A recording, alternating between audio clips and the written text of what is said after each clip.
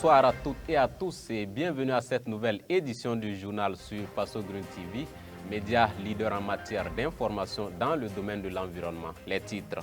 Le ministre d'État chargé de l'Agriculture poursuit sa tournée de suivi de la campagne agro-pastorale 2025-2026. Et bien, pour l'étape de la région du Tanounya, hier 8 septembre, le chef du gouvernement lui-même était de la partie. Rim Talba Jean-Emmanuel Ouedraogo a pu constater la bonne physionomie des plants sur la plaine risicole de Karfiguela. Et puis, dans ce journal, nous parlerons également d'accès à l'eau potable avec la remise de clés d'ouvrage d'approvisionnement en eau potable par le ministre Roger Barreau en charge de l'eau dans la région du Nando. C'était hier 8 septembre 2025. Des réalisations à mettre à l'actif du projet d'eau potable et d'assainissement en milieu rural PEPA-MR. Voilà, c'était le sommaire une fois de plus. Bonsoir à toutes et à tous et bienvenue. Le suivi de la campagne agro-pastorale 2025-2026 par le ministre d'État chargé de l'Agriculture s'est poursuivi hier 8 septembre 2025 dans la région du Tanounya avec une note de plus. Il s'agit de la participation du chef du gouvernement. Eh bien, Rim Talba Jean-Emmanuel Ouedraogo a visité la ferme Kelem spécialisée dans la production d'alévin et la plaine risicole de Karfiguela, deux sites importants dans le cadre de la mise en œuvre de l'offensive agro-pastorale et halieutique. Kokou, Mieso et Colette Ilboudo pour les détails. Dans le cadre du suivi de la campagne agro-pastorale et halieutique 2025-2026, le Premier ministre Rim Talba Jean-Emmanuel Ouedraogo s'est rendu sur la plaine risicole de Karfiguela, située dans la région du Tanounya. Sur cette plaine d'une superficie de 350 hectares, plus de 900 producteurs, dont 151 femmes y travaillent. Aux côtés du ministre d'État chargé de l'Agriculture, le chef du gouvernement a pu s'imprégner de l'évolution de la campagne humide sur la plaine. C'est une plaine risicole de près de 350 hectares qui a bénéficié d'un certain nombre d'actions inédites, que ce soit en termes de fourniture d'intrants, que ce soit également en termes d'investissement pour réaménager l'ensemble du site pour qu'il puisse exprimer son plein potentiel. Ce que nous avons constaté ici ce matin nous réjouit et surtout autorise l'optimisme quant à de bonnes moissons au terme donc de cette campagne humide ici, mais également de façon plus générale sur la plupart des points. Ce sont des augmentations de minimum 100% ou 300% en termes donc d'apport du ministère de l'Agriculture pour accompagner cette offensive agro-pastorale et halieutique. Et ici, on en voit les résultats. Et ce n'est que le début, parce que les travaux d'aménagement qui sont en cours devraient permettre très bientôt de faire en sorte donc que nous puissions produire toute l'année. Selon le chef du gouvernement, le combat pour la souveraineté alimentaire se mène dans les champs, d'où ces mots d'encouragement à l'endroit des producteurs qui se battent au quotidien pour permettre de réduire la dépendance du pays en termes d'importation du riz et relever le défi de l'autosuffisance alimentaire. Les combattants pour cette souveraineté-là, ce sont les producteurs. Et tout le monde le sait, le Burkina Faso est un pays de travailleurs. Et aujourd'hui, nous sommes convaincus qu'avec le leadership, avec la politique qui est enclenchée, avec l'adhésion des producteurs, il n'y a pas de raison que nous ne puissions pas le plus rapidement possible régler le problème de la faim au Burkina Faso. Donc c'est encore encourager tous les producteurs qui sont actuellement donc à l'ouvrage dans les champs. Le Premier ministre a aussi profité de cette sortie terrain pour inviter les producteurs à réserver leurs récoltes au marché national pour renforcer les stocks de la SONAGES et contribuer à la régulation des prix. La SONAGES aujourd'hui a été transformée totalement pour faire donc de cette SONAGES-là une vraie centrale d'achat qui permette d'avoir de très grandes réserves, mais qui ait la capacité de réguler également les prix des céréales sur le marché. Donc c'est un message également aux producteurs pour dire aujourd'hui que l'État concentre d'énormes efforts, d'énormes investissements. Donc il faut que les producteurs comprennent également la dynamique et surtout qu'après les récoltes, ils ne soient pas tentés d'exporter le céréal ailleurs. Pas seulement ici au niveau de la plaine risicole de Karfiguela, mais les producteurs sur l'ensemble du territoire à rentrer dans cette dynamique-là. Il faut que la production qui va sortir contribue à nourrir les Burkinabés. Au cours de cette sortie dans la région du Tanouyan, le Premier ministre a également visité la ferme Kelem, spécialisée dans la production d'alevins, avec pour objectif de produire 100 000 alevins finis à 10 grammes par mois. Après avoir sillonné et s'être imprégné des activités menées dans la dite ferme, il a félicité le promoteur et ses employés pour leur alignement sur la politique nationale.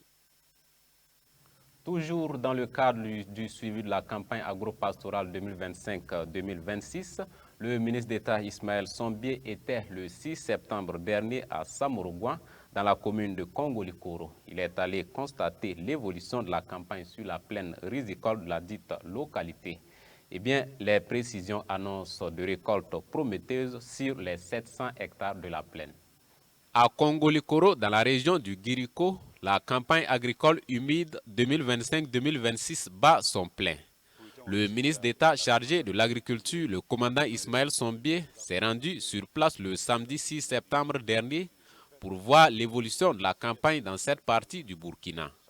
Sur les 700 hectares de la plaine risicole, les perspectives sont prometteuses selon le directeur régional en charge de l'agriculture.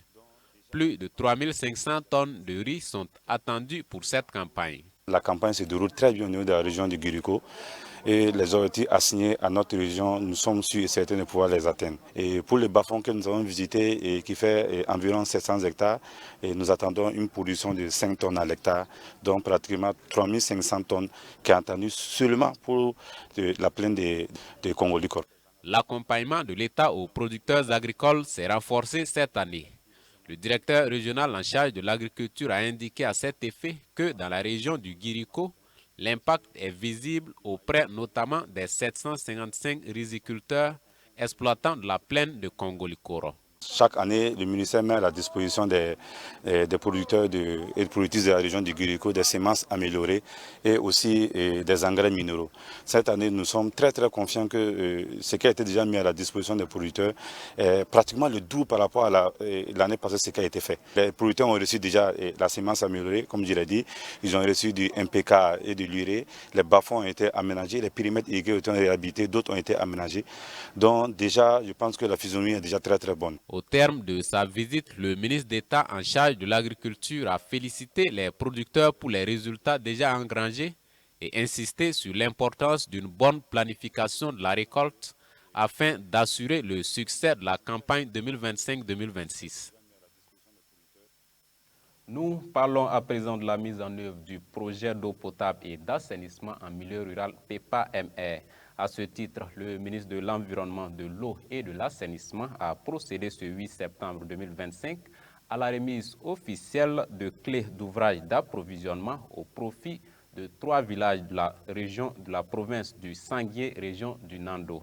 Des réalisations qui entrent en droite ligne de la vision du chef de l'État, le capitaine Ibrahim Traoré, notamment l'initiative La bataille de l'eau. Souleymane Ouedraogo pour les détails. Demain, du premier responsable du département en charge de l'eau, le gouverneur de la région du Nando reçoit ses clés d'ouvrage d'approvisionnement en eau destinées aux collectivités rurales de Zoula, Goundi et Koukouldi dans la province du Sanguier. Des réalisations qui entrent dans le cadre de la mise en œuvre du projet d'eau potable et d'assainissement en milieu rural, PEPA-MR. Un projet qui marque la concrétisation de la vision du chef de l'État, le capitaine Ibrahim Traoré, en matière d'accès à l'eau potable pour tous.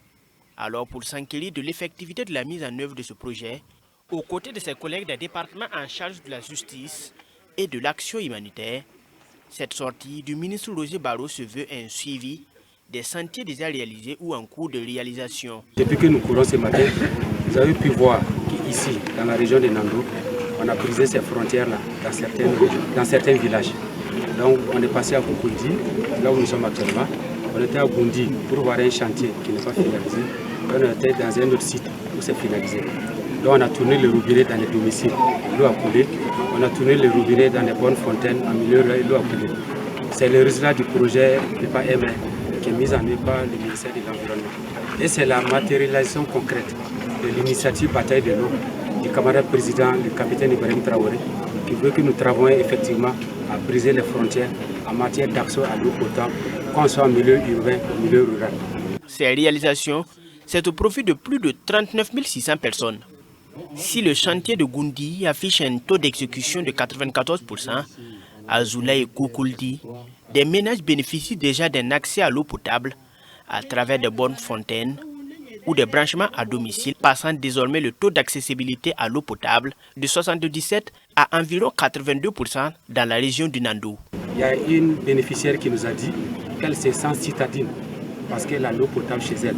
Donc c'est très important et la course va continuer dans d'autres communes. Les réalisations qui ont été faites au Bamo pour une réalisation, c'est 250 millions de francs CFA, budget de l'État, même sous forme de prêt qui sera remboursé.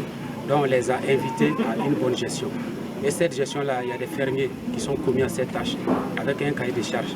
Donc il va appartenir d'une part à la population d'abord d'utiliser ces services. On a mis l'eau potable en milieu rural, ce n'est pas pour regarder, c'est pour consommer et laisser les autres eaux dont la potabilité n'est pas sûre. Je voudrais remercier l'État burkinabé pour la réalisation de ces ouvrages hydrauliques qui viendront contribuer à accroître l'offre d'accès aux services d'eau potable et d'assainissement dans nos communes respectives. C'est vraiment un sentiment de satisfaction pour nous de recevoir les clés de ces infrastructures hydrauliques réalisées là. En attendant la fin du projet initialement prévu pour décembre 2025, il aura permis la réalisation de ces 3 systèmes d'adduction d'eau potable dans la province du Sanguié, 80 m3 à Zoula et Koukouldi, 75 m3 à Goundi, tous alimentés par des champs solaires et des branchements au réseau Sonabel. Au total, 17 systèmes d'adduction d'eau potable, 200 forages équipés de pompes à motricité humaine, 30 forages à gros débit ont été réalisés dans le cadre de ce projet. Des réalisations mises en œuvre en collaboration avec la Banque africaine de développement au profit des collectivités rurales des régions du Nassino et du Nando. Voilà, c'est ce qui met fin à cette édition. Merci à vous de l'avoir suivi. Je vous donne rendez-vous demain, Dieu voulant, pour une nouvelle édition du journal sur Faso Green TV. D'ici là, portez-vous bien. Au revoir.